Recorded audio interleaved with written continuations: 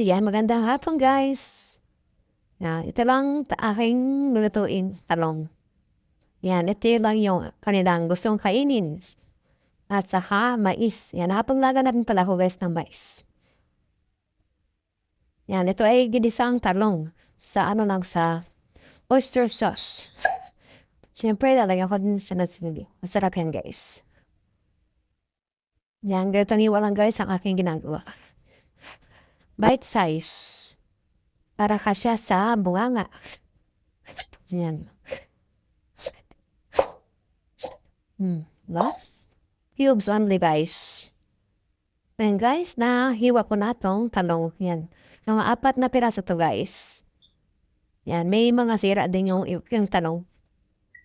Kaya, ito na lang guys. Marami na to. Nihiwain ko na rin tong bell pepper at saka green na sili.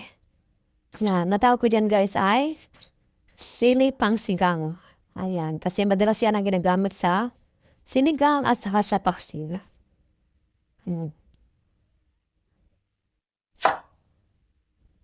Ayan guys, ready na yung samya. May karne na to guys. At saka itong bell pepper and siling sigang. Saka talong. Magluto na tayo. Ito nga pala guys, ang mais na aking nilaga. Ayan. Babalatan po siya mamaya. Luto na to guys. Babalatan po siya kapag malapit na kakain. Ayan, mag-isa na tayo.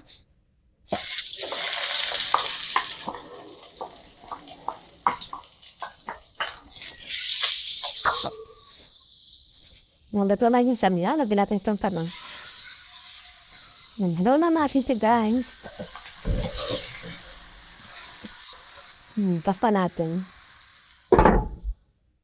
Yan, dito naman guys sa kabila, iinitin ko na itong niluto ko kaninang tanghali. Nagano siya na frozen na, nagdikit-dikit na. Tsaka natin guys kung gulay.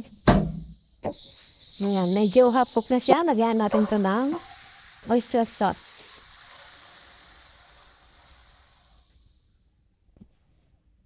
Paminta. Tuloy lang natin.